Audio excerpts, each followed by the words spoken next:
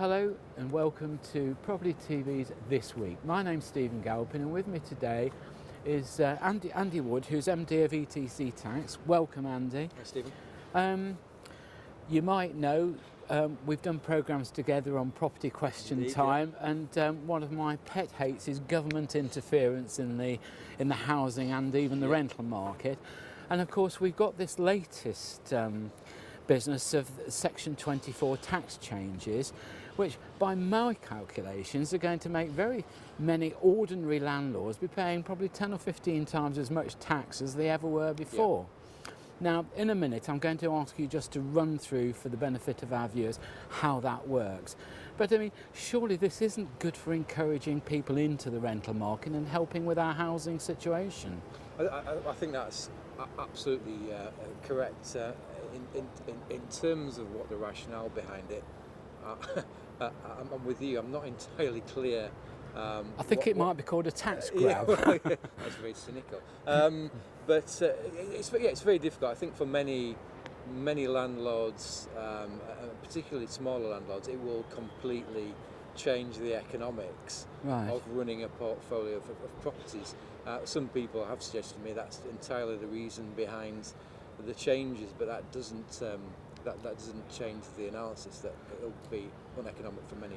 Well, you see, I think the difference is I can remember back in the late 80s, the government then did a lot of things to encourage private landlords into the market.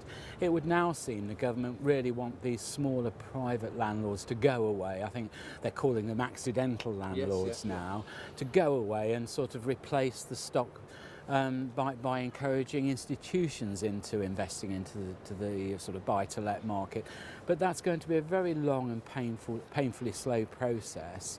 How many of the smaller buy-to-let landlords do you think will be affected by this? I see the threshold is fairly low, isn't it, for getting onto the fairly punitive tax rates? Well, I think so. I think we use the term accidental landlords, and I've used it before, and I always view that as the person who perhaps has a couple of buy-to-let portfolios, maybe because they've moved their main residence and kept hold of a property.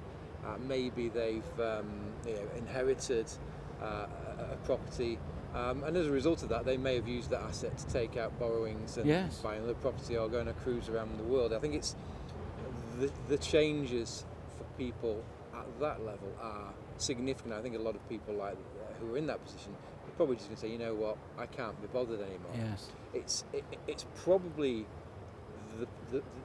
the more sort of the more sophisticated buy-to-let investor who still may have a number of properties but is highly leveraged.